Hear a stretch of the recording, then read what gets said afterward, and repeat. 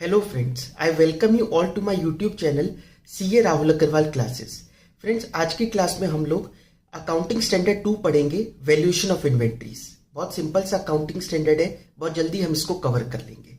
तो आइए without wasting time शुरू करते हैं AS2। देखिए AS2 जैसा कि इसका नाम है वैल्यूएशन ऑफ इन्वेंट्रीज, तो सबसे पहले बात आती है इन्वेंट्रीज होता क्या है। AS2 के हिसाब से इन्वेंट्री की डेफिनेशन है, इन्वेंट्रीज वो असेट्स हैं जो हमने प्रोडक्ट या तो हमारा बनकर पूरी तरह से तैयार है या उस पर काम चल रहा है, मतलब आधा अधूरा बना हुआ है प्रोडक्ट, या फिर अभी उस पर काम शुरू भी नहीं हुआ, जिसको आप लोग finished good, work in progress और रॉ मटेरियल बोलते हो, वही हमारी इन्वेंट्रीज है। तो आइए एक बार लैंग्वेज देखते हैं AS2 में क्या यूज की हुई है।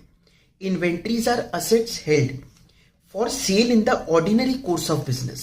जैसे मैंने यहां पर एक ऑटोमोबाइल इंडस्ट्री का एग्जांपल लिया, गाड़ी जो पूरी बनकर तैयार है, आउटलेट में बिकने के लिए खड़ी है, वो क्या है? Finished good. इसको हम लोग अपनी भाषा में फिनिश्ड गुड भी बोलते हैं ना, ठीक है। ये फिनिश्ड गुड से बनकर पूरी तरह से तैयार है, तो ये भी इन्वेंट्री का पार्ट है। लेकिन एक चीज आपने देखी, क्या लिखा है? For sale in the ordinary course of business. अब अगर आपके पास कोई मशीन है जो आपको बेचनी है, पुरानी मशीन है बेचनी है, तो बेचनी तो वो भी है, तो क्या वो इन्वेंट्री बनेगा? नहीं, ऑर्डिनरी कोर्स ऑफ बिजनेस में नहीं बेच रहे ना आप उसको। तो जो आपकी प्रोडक्ट लाइन है वो जब बिकने के लिए तैयार है, एक तो फिनिश गुड वो हो गया। नेक्स्ट क्या है? In the process of production for such sale, जिसको हम लोग WIP बोलते हैं, वर्क इन प्रोग्रेस।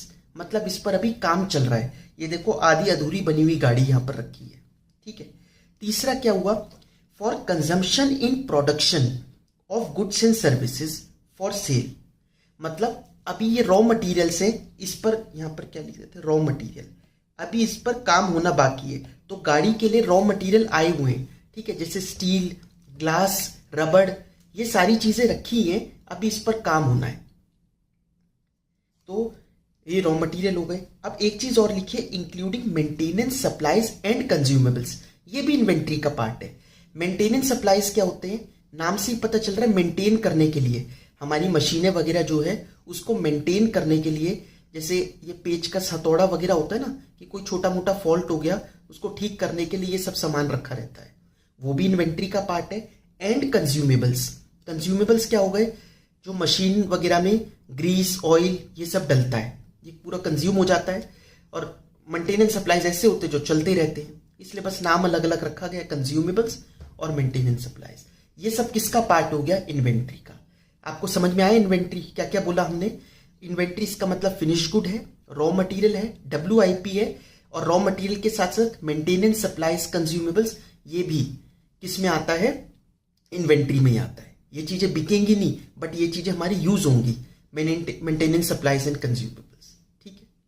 यहां पर मैंने एग्जाम्पल फिर दिखा रखा है रॉ मटेरियल्स का जो गाड़ी में लगते हैं। नोट क्या है? देखिए, inventories do not include spare parts, servicing equipment and standby equipment which meets the definition of property, plant and equipment as per AS10। हम जब AS10 पढ़ेंगे तो वहां पर देखेंगे कि अगर कोई ये तीनों चीजें, servicing equipment, standby equipment, spare part, अगर ये PPE की डेफिनेशन को मीट करते हैं तो फिर ये PPE बन गए ना, फिर ये इन्वेंट्री नहीं बनेंगे, फिर ये क्या बन जाएंगे? Property, plant and equipment. वो वहीं पर हम इसको डिस्कस कर लेंगे। वैसे सर्विसिंग इक्विपमेंट और स्टैंड बाय इक्विपमेंट क्या हुआ? सर्विसिंग इक्विपमेंट तो वो कोई सर्विस करने के लिए जो चीजें रखी है, जो मेंटेनेंस सप्लाईज, मतलब जो भी ऊपर बताया था। स्टैंड बाय इक्विपमेंट क्या होता है? स्टैंड बाय इक्विपमेंट क्या हुआ? जैसे हमारी मशीन है, अगर वो बीच में कुछ फॉल्ट हो जाता है, या फिर वो रिपेयर के लिए जाती है, या फिर जो एक रेगुलर उसकी सफाई वगैरह होती है उसके लिए जाती है, तो मीनवाइल जिस चीज से हम काम चलाते हैं वो हो गया स्टैंड बाय इक्विपमेंट, ठीक है। तो ये सब अगर PPE की डेफिनेशन को मीट करते हैं तो वहां जाएगा, ना कि इन्वेंट्री बनेगा। फिर कहता है फॉलोइंग आर एक्सक्लूडेड। ये 4-5 चीजें ऐसी हैं जो AS2 की डेफिनेशन, AS2 के स्कोप में नहीं आती। क्या क्या है? WIP arising under construction contracts, that is cost of part constructions. जो पार्ट कंस्ट्रक्शंस की कॉस्ट है, जैसे कोई कंस्ट्रक्शन कंपनी है, उसकी बिल्डिंग 31 मार्च को आधी अधूरी बनी हुई है, ठीक है, उसको बिल्डिंग बनानी है, वो आधी अधूरी बनी हुई है, तो वो AS2 में कवर नहीं होगी। ठीक है। दूसरा कहता है WIP arising in ordinary course of service providers. जो सर्विस प्रोवाइडर्स हैं, जैसे हमने अपनी कंपनी के लिए सॉफ्टवेयर डेवलप करवाना है, ठीक है, हमने अकाउंटिंग सॉफ्टवेयर डेवलप करवाने के लिए किसी IT कंपनी को काम दिया, TCS को काम दिया, टाटा कंसल्टेंसी सर्विसेज को। तो 31 मार्च तक उन्होंने थोड़ा बहुत सॉफ्टवेयर डेवलप किया, अभी चल रहा है। 6 महीने का टाइम उन्होंने हमें कहा था कि 6 महीने लगेंगे, हमने फरवरी में काम दिया था, 2 महीने पूरे हो गए, 31 मार्च को बैलेंस शीट बनेगी। तो अभी उन्होंने, उन सर्विस प्रोवाइडर ने, TCS ने 31 मार्च तक थोड़ा बहुत काम कर दिया है, थोड़ा बाकी है, ये भी AS2 में कवर नहीं होता, ये इन्वेंट्री का पार्ट नहीं है। ठीक है, आधी अधूरी सर्विस देना। फिर फाइनेंशियल एसेट्स जैसे shares, debenture and other financial instruments held as stock in trade, ये भी AS2 में कवर नहीं है। फिर अगर कोई लाइव स्टॉक वगैरह का स्टॉक रहता है, जैसे जानवर, ठीक है, और फॉरेस्ट प्रोडक्ट रहते हैं, एग्रीकल्चर प्रोडक्ट रहते हैं, फॉरेस्ट प्रोडक्ट मतलब लकड़ी वगैरह, ये सब चीजों का स्टॉक है, तो ये भी AS2 में कवर नहीं है। तो producers inventories of livestock, agricultural and forest products etcetera to the extent measured at NRV as per practice, ये कई बार नेट रियलाइजेबल वैल्यू पर भी मेजर किए जा सकते हैं, क्योंकि इनमें क्या होता है कि एक सर्टिनिटी होती है कि अच्छा ये चीज इतने में बिकेगी, पहले से ही कॉन्ट्रैक्ट हुआ है। तो ये आगे देखेंगे, ये सब चीजें हम AS2 में कवर नहीं कर चलते। समझ में आ गई बात? आइए, तो अब नेक्स्ट चीज आती है कि मेजर कैसे करेंगे अपनी इन्वेंट्रीज को। इन्वेंट्री बेसिकली 3 हुई, रॉ मटेरियल, WIP और फिनिश्ड गुड्स, है ना। देखिए, रॉ मटेरियल तो हमेशा कॉस्ट पर ही मेजर होगा, ठीक है, raw material generally cost per ही मेजर होगा। लेकिन अगर एक्सेप्शन क्या है, अगर हमारा फिनिश्ड गुड कॉस्ट से भी कम पर बिक रहा है, ठीक है, अभी कुछ मार्केट में अगर ऐसी सिचुएशन है कि कॉस्ट से भी कम पर बिक रहा है, सेलिंग प्राइस कॉस्ट से भी कम है फिनिश्ड गुड का, ठीक है, तो ऐसे केस में हम लोग रॉ मटेरियल को भी फिर नेट रियलाइजेबल वैल्यू पर मेजर करेंगे, अदरवाइज नहीं करेंगे। समझ में आ गई बात? तो क्या एक्सेप्शन हुई कि वैसे तो रॉ मटेरियल को हमारे को कॉस्ट पे मेजर करना है, लेकिन अगर फिनिश्ड गुड कॉस्ट से कम पर बिक रहा होगा तब हम उसको NRV पर मेजर कर लेंगे। ठीक है। दूसरी बात, WIP and finished goods, work in progress और फिनिश्ड गुड दोनों को हम लोग कॉस्ट और net realisable value whichever is less पर मेजर करके चलते हैं। समझ में आई बात? कॉस्ट और नेट रियलाइजेबल वैल्यू एक एक करके डिस्कस करेंगे डिटेल में, क्या होती है कॉस्ट, क्या होती है नेट रियलाइजेबल वैल्यू। अभी जस्ट मैंने ये बता दिया आपको। आइए, तो मैंने आपको कहा था अभी कि सबसे पहले कॉस्ट डिस्कस करते। कॉस्ट होता क्या है? Calculation of cost of inventory, cost कैसे निकाली जाएगी। तो यहां पर देखिए लिखा है इंक्लूड, मेजरली 3 चीजें इंक्लूड करेंगे हम कॉस्ट ऑफ इन्वेंट्री में। कॉस्ट ऑफ परचेज, जो रॉ मटेरियल हमने खरीदे, जैसे अगर हम गाड़ी बना रहे हैं तो जो रॉ मटेरियल्स हमने खरीदे, रबड़, स्टील, ग्लास वगैरह, ये सब खरीदे तो कॉस्ट ऑफ परचेज हो गई। फिर इन रॉ मटेरियल को फिनिश्ड गुड तक बनाने में जो पूरा प्रोसेस लग रहा है, पूरा जो कन्वर्जन का प्रोसेस है, उसमें जो हमारी कॉस्ट लग रही है वो कहलाती है कॉस्ट ऑफ कन्वर्जन। ठीक है। और अगर इसके अलावा भी कोई कॉस्ट है, ठीक है, इसके अलावा भी कोई कॉस्ट है जो हमारी इन्वेंट्री बनी है उसमें उसका डायरेक्ट इंपैक्ट पड़ रहा है, उसकी वजह से अगर वो नहीं होती कॉस्ट तो ये हमारी इन्वेंट्री बन ही नहीं पाती, तो वो वाली कॉस्ट भी हम इसमें इंक्लूड कर लेंगे। समझ में आई बात? जैसे अगर एक रियल एस्टेट कंपनी है, ठीक है, वो घर बनाती है लोगों के लिए, तो हमने एक कॉन्ट्रैक्ट दिया उनको, हमने कहा कि लेकिन आपको एक आर्किटेक्ट से पूरा डिजाइन बनवाना है, तो वो डिजाइन बनवाने के लिए किसी आर्किटेक्ट को हायर करेंगे। अब उसकी डिजाइन की कॉस्ट लगेगी, तो हमारा जो घर जिस तरीके से बना है वो बन ही नहीं पाता अगर वो डिजाइन नहीं देता। तो कॉस्ट ऑफ डिजाइन भी क्या हो गया? डायरेक्ट कॉस्ट हो गई जो इन्वेंट्री में इंक्लूड करनी है। ठीक है, तो ये अदर कॉस्ट के एक एग्जांपल हो गया। इसमें क्या क्या इंक्लूड नहीं करना, ये बहुत इंपॉर्टेंट चीज है। Do not include abnormal wastage. कहते हैं एबनॉर्मल वेस्टेज को कंसीडर करके मत चलो। ये एबनॉर्मल वेस्टेज क्या होती है? देखिए, एबनॉर्मल वेस्टेज मतलब हुआ 2 वेस्टेज है। एक नॉर्मल वेस्टेज जो आपको एक अंदाजा है कि हाँ इतने % तो वेस्ट होगा ही होगा, ये पता है कि जब इसमें इनपुट जाता है तो जब आउटपुट निकलता है तो थोड़ी बहुत वेस्टेज हो जाती है।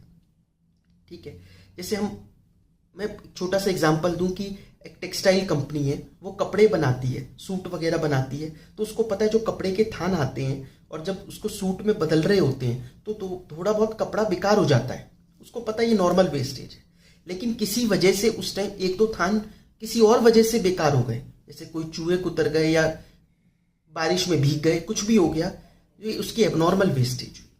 समझ में आई बात? तो एबनॉर्मल वेस्टेज को हम इन्वेंट्री की कॉस्ट में कंसीडर नहीं करते।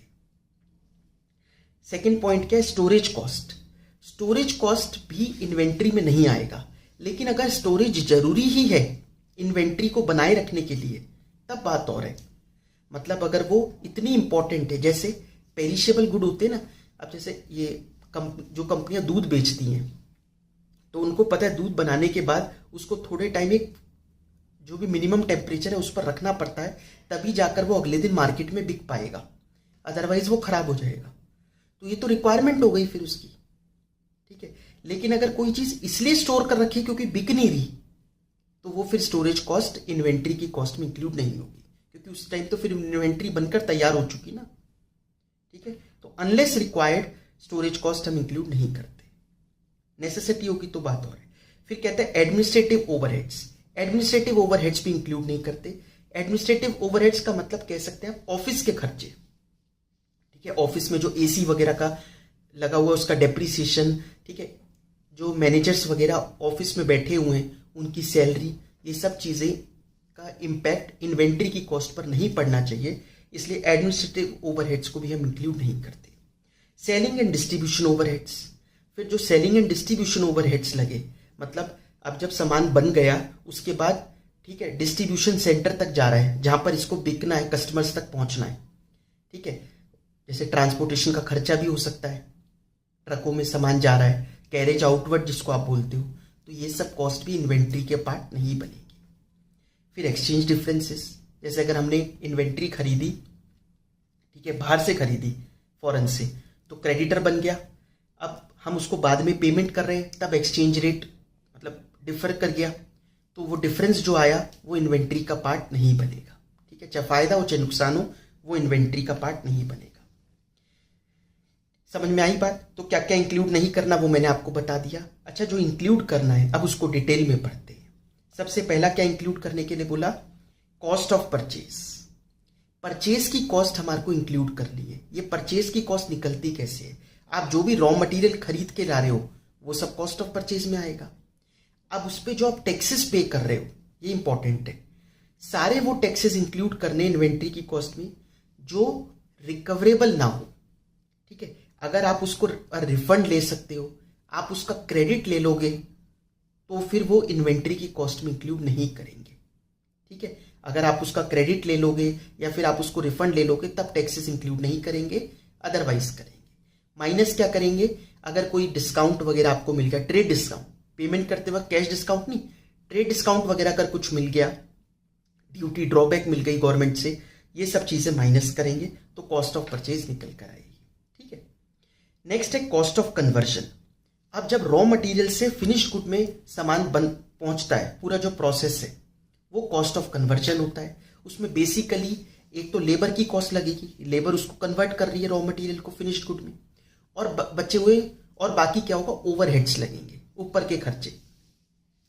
कैसे लगेंगे? अब उसको दो पार्ट में डिवाइड करते हैं हम। एक होता है फिक्स्ड ओवरहेड्स, या आप कॉस्टिंग में पढ़ोगे डिटेल में, और दूसरा होता है वेरिएबल ओवरहेड्स।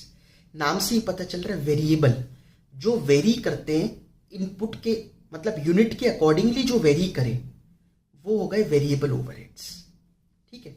जैसे हर गाड़ी में एक म्यूजिक सिस्टम लगना है, तो वो म्यूजिक सिस्टम उतने ही लगेंगे जितनी गाड़ी हुई। गाड़ी कम तो म्यूजिक सिस्टम कम, जितनी ज्यादा गाड़ी उतनी ज्यादा म्यूजिक सिस्टम। तो ये वेरिएबल ओवरहेड हो गया। लेकिन फिक्स्ड ओवरहेड क्या हुआ? जब गाड़ी एक बार बन गई उसके बाद वो इंस्पेक्शन डिपार्टमेंट में जाती है इंस्पेक्शन के लिए। अब इंस्पेक्शन डिपार्टमेंट में जो मैनेजर हमने बिठा रखा है वो उस डिपार्टमेंट की देखभाल कर रहा है, तो उसकी फिक्स सैलरी है। अगर तो इंस्पेक्शन के लिए गाड़ियां कितनी भी आए उसकी सैलरी तो महीने की उतनी है, तो वो हो गया फिक्स्ड ओवरहेड। समझ में आई बात? तो जो यूनिट के अकॉर्डिंगली वेरी ना करे वो फिक्स्ड ओवरहेड। फिक्स्ड का मतलब ये नहीं होता वो फिक्स ही रहेगा जिंदगी भर, नहीं। फिक्स्ड मतलब जो यूनिट के अकॉर्डिंगली वेरी ना करे वो है फिक्स्ड ओवरहेड। समझ में आई बात? तो वेरिएबल ओवरहेड को हम कैसे एलोकेट करते हैं? एक्चुअल प्रोडक्शन के अकॉर्डिंगली। अगर 1000 यूनिट बने तो 1000 यूनिट की कॉस्ट लेंगे, 400 बने तो 400 की कॉस्ट लेंगे। तो इसलिए allocated on the basis of actual production, ठीक है। लेकिन फिक्स्ड ओवरहेड, ये ध्यान देने वाली बात है, थोड़ा ध्यान से समझना। इसको हम एलोकेट करते हैं on the basis of normal production. अगर हमारे यहाँ 1000 यूनिट जनरली बनते हैं, ठीक है, और 5-6 लाख रुपए का खर्चा होता है फिक्स्ड ओवरहेड का, तो 5 लाख हम डिवाइड करेंगे 1000 यूनिट से ही, ठीक है। हम नॉर्मल प्रोडक्शन लेकर चलते हैं, ना कि actual production for fixed overheads. ऐसा क्यों करते हैं? देखिए, अगर एक्चुअल प्रोडक्शन कम हुई, ठीक है, अगर एक्चुअल प्रोडक्शन किसी कारणवश उस साल कम होती है, तो मैं एक्चुअल प्रोडक्शन ले अगर 1000 की जगह 700 ले लूं, डिवाइड करूं, तो पर यूनिट की कॉस्ट ज्यादा आएगी, ठीक है। हमारा क्लोजिंग स्टॉक भी ओवर वैल्यूड दिखेगा और हमारा इस साल का ग्रॉस मार्जिन भी कम दिखेगा, क्योंकि हमने इन्वेंट्री की कॉस्ट बढ़ा दी। जबकि रियलिटी ऐसी नहीं है, ना कोई रॉ मटेरियल महंगे हुए, ना कुछ महंगा हुआ, बस यूनिट कम बने तो हमने अपना पूरा ग्रॉस मार्जिन हिला दिया, क्लोजिंग स्टॉक को ज्यादा वैल्यू कर दिया। गलत है ये, ऐसा नहीं करना चाहिए। इस वजह से हम लोग नॉर्मल प्रोडक्शन को ही लेकर चलते हैं फॉर फिक्स्ड ओवरहेड, ये आप याद रखना। लेकिन एक एक्सेप्शन है। क्या एक्सेप्शन है? अगर एक्चुअल क्वांटिटी ज्यादा हो जाए, नॉर्मल प्रोडक्शन हमारी 1000 है लेकिन बन जाए 1200, तब क्या लेंगे? तब एक्चुअल प्रोडक्शन ही लेंगे, क्योंकि अगर आप तब भी 1000 से ही डिवाइड करोगे जबकि करना था आपको 1200 से, इसका मतलब फिर आप ओवर वैल्यू कर रहे हो, ठीक है। 1200 की वजह से कॉस्ट कम पड़ गई आपकी हर यूनिट की, लेकिन आपने कम ना करके फिर भी ज्यादा दिखाया। समझ में आई बात? इस वजह से अब मैं क्या कंक्लूड कर रहा हूं कि फिक्स्ड ओवरहेड्स को वैसे तो नॉर्मल से ही डिवाइड करना है, लेकिन अगर एक्चुअल ज्यादा हो तो फिर हमारे को एक्चुअल से डिवाइड करना है, ठीक है। ये यहां पर मैंने एक्सेप्ट करके लिख भी रखा है, if actual production is more than normal production then take actual production. Other cost, इसके अलावा कौन सी कॉस्ट हो सकती है? मैंने आपको कॉस्ट ऑफ डिजाइन का भी थोड़ी देर पहले एग्जांपल दिया था वो। अच्छा, फिर हम एक AS 16 पढ़ते हैं, बोरोइंग कॉस्ट, ठीक है, उसमें डिटेल में डिस्कस करेंगे। यहां थोड़ा हिंट दे देता हूं, जैसे अगर आपने कोई ये सब इन्वेंट्री बनाने के लिए, प्रोडक्शन करने के लिए आपने लोन लिया, तो लोन अगर इतना स्पेसिफिक लोन लिया है कि जो इसी के काम आ रहा है और हमारी इन्वेंट्री एक सब्सटैंशियल पीरियड ऑफ टाइम ले रही है बनने में, तो हम फिर उसकी जो कॉस्ट होती है, लोन की कॉस्ट, मतलब जिसको फाइनेंस कॉस्ट बोलते हो या फिर कह सकते हो इंटरेस्ट पे करना, प्रोसेसिंग फीस वगैरह, तो ये इंटरेस्ट पे करना भी हम लोग इन्वेंट्री की कॉस्ट में ऐड कर सकते हैं। बट रेयर चांस है ये, कब? जब आपने लोन स्पेसिफिकली उसके लिए लिया है और इन्वेंट्री हमारा सब्सटैंशियल पीरियड ऑफ टाइम ले रही है बनने के लिए, ठीक है। ये हम AS 16 में डिटेल में डिस्कस करने वाले हैं। फिर ये तो तीनों कॉस्ट ऐड करी, लेकिन अगर ये प्रोसेस करते वक्त, ये बनाते वक्त आपका कुछ बाय प्रोडक्ट निकल जाता है, और वो बाय प्रोडक्ट भी ऐसा निकल जाता है कि जब बाजार में जाए तो वो बिक भी जाता है, तो उससे आपको कुछ वैल्यू मिलेगी, तो वो वैल्यू माइनस कर दो, जिससे कि हमारी कॉस्ट, क्योंकि हम उसको सेल क्या माने। एक एग्जांपल देता हूं, जैसे शुगर केन से शुगर बनती है, तो एक बाय प्रोडक्ट निकल के आता है, उसको मोलासिस बोलते हैं, ठीक है। वो मोलासिस वाइन बनाने के काम आता है, वो मोलासिस वाइन बनाने के काम आता है, तो वो बाजार में बिकता है। तो अब उसको अलग से सेल ना दिखाकर, वो तो एक हमारा बाय प्रोडक्ट है, उसके लिए तो हमने कुछ करा नहीं, तो इसलिए उसको इन्वेंट्री की कॉस्ट से ही माइनस कर लो। जो आप ये कॉस्ट निकाल रहे हो, cost of purchase, cost of conversion, other cost, उसी में इसको माइनस कर दो, ठीक है। तो इसलिए अब हेंस देखिए लिखा है मैंने यहां पर, cost of inventory equal to cost of purchase plus cost of conversion plus other cost minus NRV of byproducts. I hope आप लोगों को क्लियर हुआ होगा। पहले स्टडी मटेरियल का क्वेश्चन करते हैं, फिर आगे बढ़ेंगे। In a production process normal wastage is 5% of input, 5000 metric ton of input were put in a process resulting in a wastage of 300 metric ton. देखिए, नॉर्मल वेस्टेज के बारे में मैंने आपको पिछली क्लास में बताया था। नॉर्मल वेस्टेज और एबनॉर्मल वेस्टेज, हम लोग नॉर्मल को तो कंसीडर करके चलते हैं, एबनॉर्मल इन्वेंट्री की कॉस्ट में नहीं आती। मतलब क्या हुआ इस बात का? जैसे कि छोटा सा एग्जांपल दूं कि एक ठेले वाला 50 या 100 नारियल पानी खरीद के लाता है 50-50 रुपए के, ठीक है। तो जब वो ठेले लगाने तक पहुंचता है, ठीक है, वो लेकर आता है और वो जब ठेला लगाता है तो उसको पता है 5 नारियल पानी जो है वो खराब हो ही जाते हैं, उसको फेंकने पड़ते हैं। अब वो जब एक एक यूनिट की कॉस्ट निकालेगा तो कितनी पड़ी? देखिए पैसे तो वो 5,000 रुपये दे के आया है, 100 नारियल पानी इंटू 50, 5,000 रुपये उसके लग गए। अब ये 5,000 100 तो बिकेंगे ही नहीं, बिकेंगे कितने? 95। तो उसको 95 से डिवाइड करके एक एक की कॉस्ट निकालनी होगी।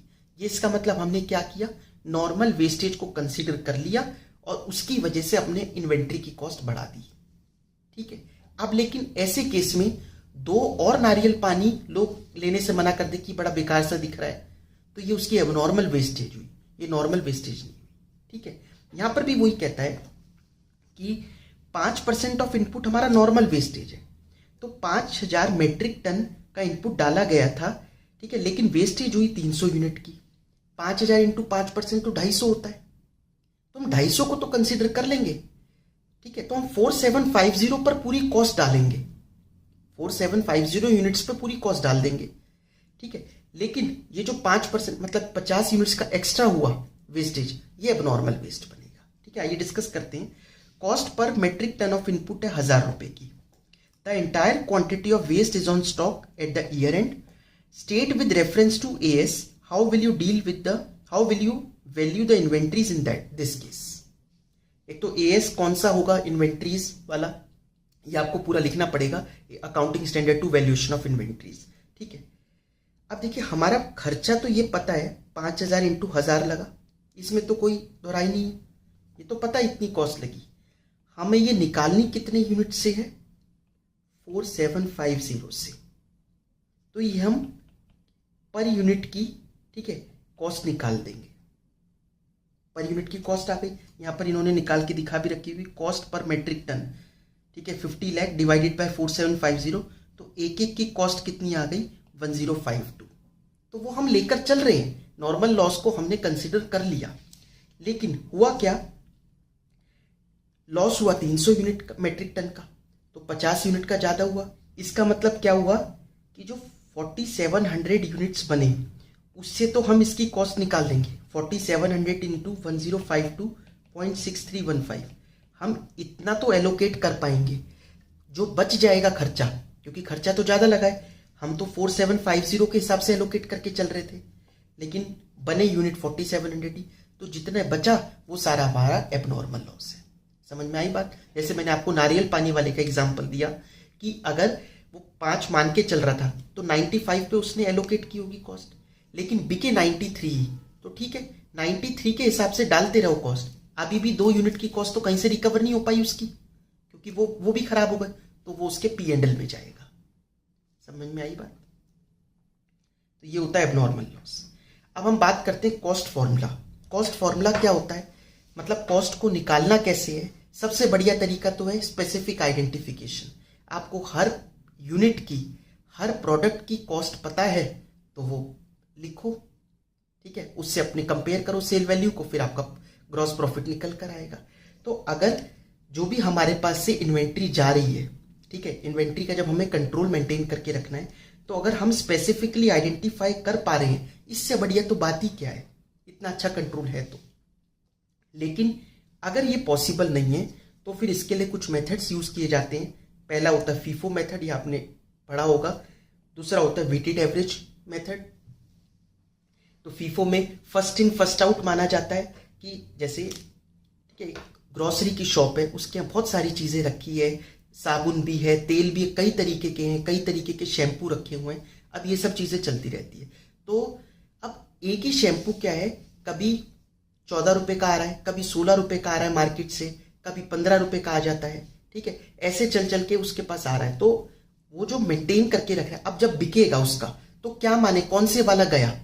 अगर इतना स्पेसिफिकली आइडेंटिफाई कर पा रहा है वो तो करे, नहीं कर पा रहा तो एक तरीका है फीफो मेथड अपनाए कि जो सबसे पुराना मेरे पास पड़ा था वो गया है, ठीक है, लेटेस्ट वाला बच रहा है, एक तरीका ये है। या फिर वो वेटेड एवरेज कॉस्ट निकाल ले, जैसे 100 यूनिट उसने 14 रुपीज के खरीदे, 200 यूनिट उसने 15 रुपीज के खरीदे, तो उसका एक एवरेज बनाकर चले कि 300 यूनिट की कितनी है और फिर उससे कितने बिक रहे हैं वो माइनस कर दे, बचे हुए हमारे बैलेंस आ गया। तो एक वेटेड एवरेज भी निकाली जा सकती है। ये सब आपने पढ़ा हुआ होगा। ठीक है, फीफो मेथड या फिर वेटेड एवरेज मेथड।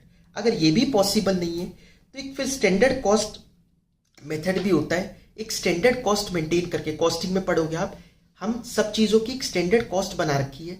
हमें पता है कि हमारा लेबर का खर्चा इतना है, ठीक है, हमें ये प्रोडक्ट जो है ये इतने का पड़ता है, तो हम इसकी कॉस्ट इतनी ही लेंगे। 50 पैसे ऊपर 50 पैसे नीचे वो चलता रहता है, नहीं, लेकिन हम ये स्टैंडर्ड्स बना दिए हमने, इसकी इतनी कॉस्ट है, इसकी इतनी है, और हम उसी हिसाब से अपनी इन्वेंट्री की कंट्रोल शीट बनाकर चलते हैं।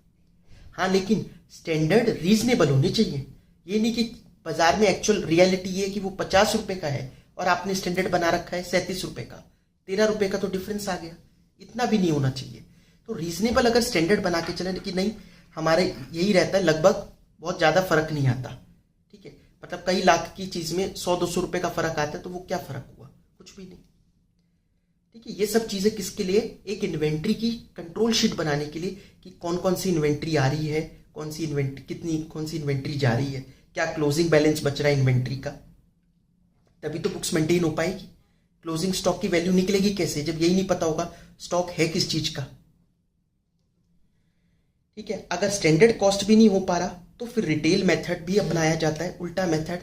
अब रिटेल मेथड क्या है, जैसे अगर हमने ये बना रखा है कि भाई हम तो हर चीज पर 5% प्रॉफिट कमाते हैं, ये हमारा शुरू से रूल है, कोई भी चीज है हमारे दुकान पे हम सब में 5% का प्रॉफिट कमाते हैं, तो ठीक है, फिर तो जो भी जिस पे भी आप बेच रहे हो, जो आपका सेलिंग प्राइस आपने टैग लगा रखा है, उसमें अपना मार्जिन माइनस कर दो, कॉस्ट निकल के आ गई, ठीक है ना। मतलब ये भी एक तरीके का इनडायरेक्ट कंट्रोल हो गया।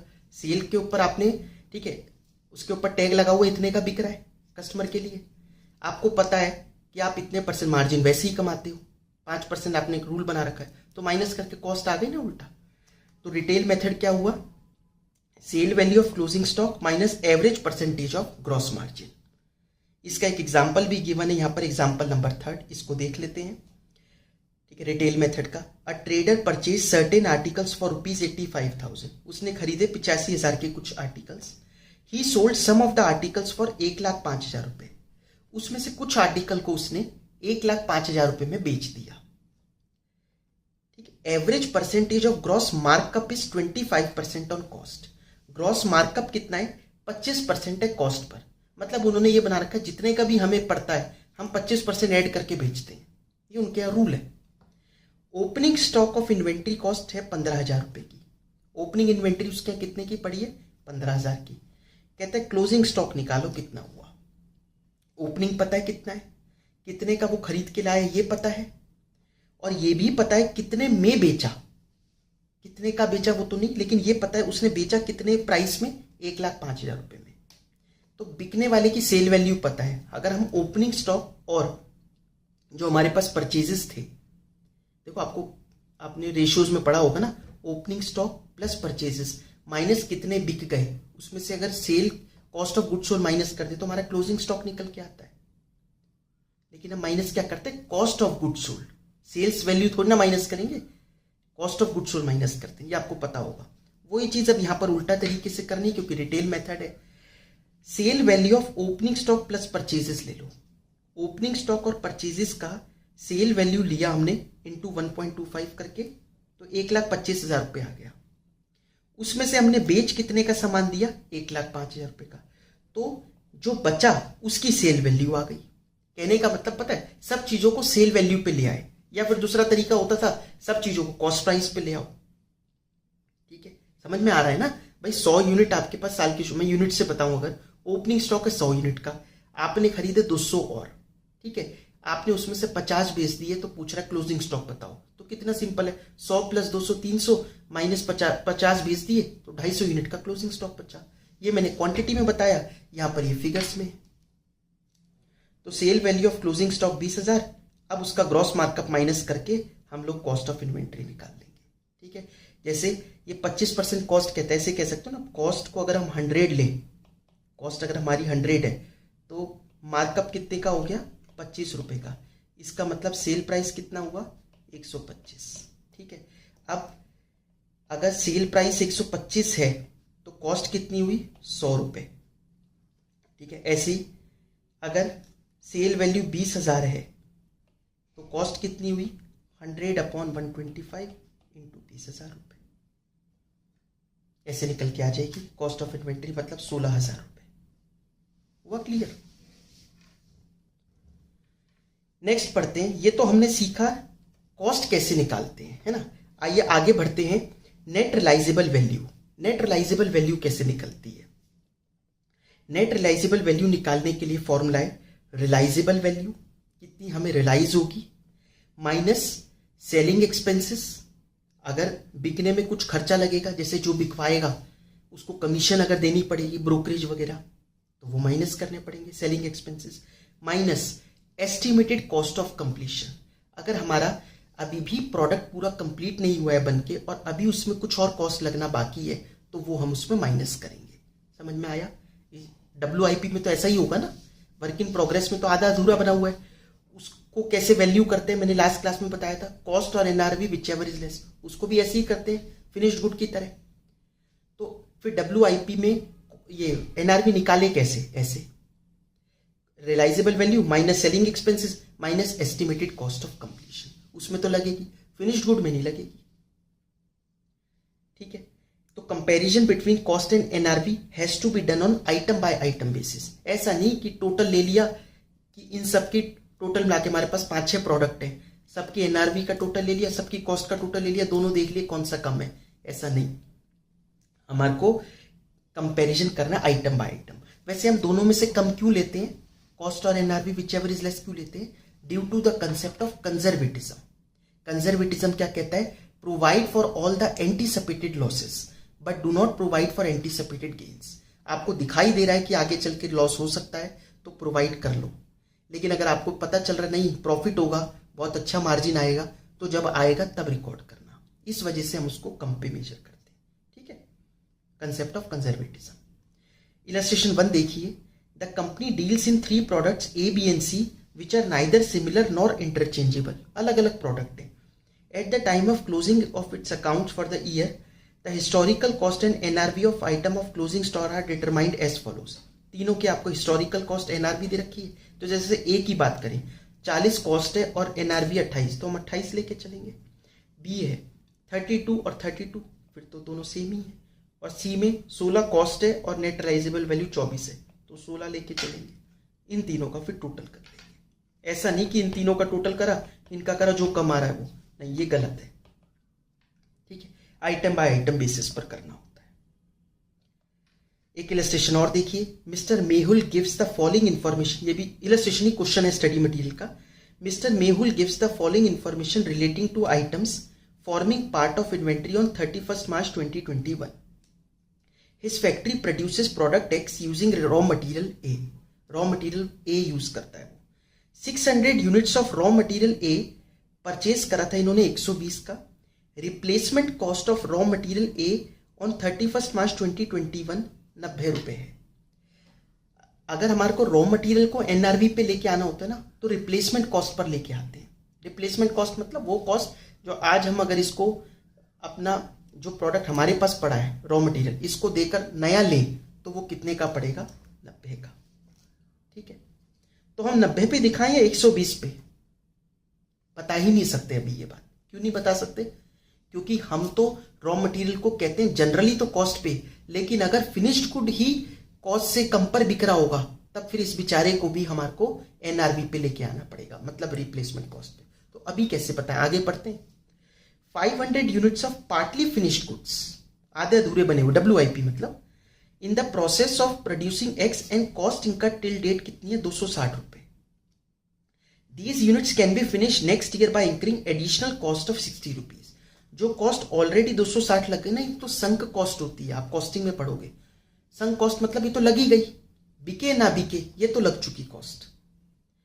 60 रुपए और लगाकर हम इसको बेच सकते हैं। ठीक है, एडिशनल कॉस्ट लगाकर 60 रुपए की हम इसको बेच सकते हैं। ठीक है, 500 units of finished product X, और फिनिश्ड प्रोडक्ट जो पूरा बनकर तैयार है X, उसके 1500 यूनिट पड़े हैं और टोटल कॉस्ट कितनी है उसकी? 320 रुपए की। ठीक है, एक्सपेक्टेड सेलिंग प्राइस X का कितना है? 300 रुपए। लो, कॉस्ट है 320 की, लेकिन ये बेचारा बाजार में कितने का बिकने को तैयार है? 320 का। ठीक है, determine how each item of inventory will be valued, कैसे हर आइटम को हम वैल्यू करेंगे, एक एक करके चलते। रॉ मटेरियल, रॉ मटेरियल को किस पर वैल्यू करें, अब तो आपको पता चल गया फिनिश्ड गुड बेचारा से कॉस्ट से भी कम पर बिकेगा, तो इसको रिप्लेसमेंट कॉस्ट पर लेंगे, मतलब इसको 90 पर लेंगे। कितने का है, 600 यूनिट से मल्टीप्लाई कर लेंगे, ठीक है। सेकंड पॉइंट, इसमें हम WIP में कॉस्ट और NRV whichever is less पर लेते हैं। कॉस्ट कितनी है, कॉस्ट है 260 रुपये।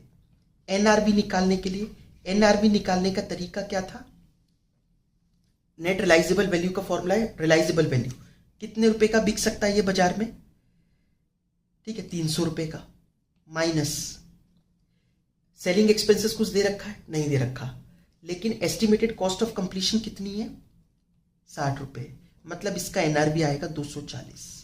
दोनों में से कम कौन सा है, 240 कम है, तो 240 इंटू 500 यूनिट, ये हो गई हमारी WIP वैल्यू।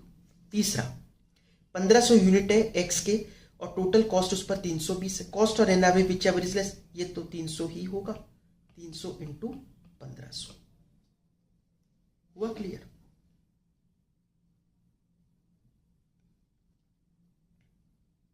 नेक्स्ट पढ़ते हैं डिस्क्लोजर्स, क्या क्या डिस्क्लोजर देने होते हैं इसमें, ठीक है।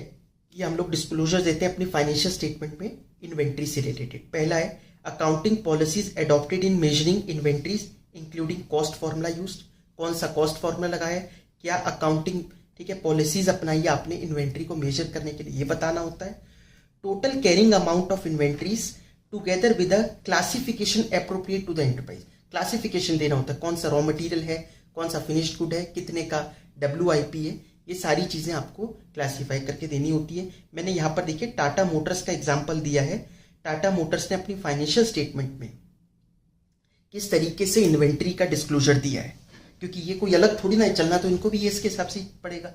तो इन्होंने सबसे पहले पॉलिसी बताई, मैंने कहा था पहले आपको अकाउंटिंग पॉलिसीज लिखनी पड़ती हैं, तो बताई इन्होंने भी। Inventories are valued at lower of cost और net realisable value, cost of raw material components consumables are ascertained on a moving weighted average basis, फिर फॉर्मूला बता दिया किस तरीके से हम मेजर कर रहे हैं, ठीक है, ये आप पढ़ लेना। और देखिए फिर सेकंड पॉइंट में इन्होंने क्लासिफिकेशन दे दी बेचारों ने, ठीक है, raw material WIP, finished goods, spare parts, consumables, goods in transit जो भी रास्ते में है, ये सारी चीजें क्लासिफिकेशन भी दे दी। आई बात समझ में, ये था हमारा AS2, बाकी हम लोग फिर नेक्स्ट क्लास में करते हैं। Thank you so much.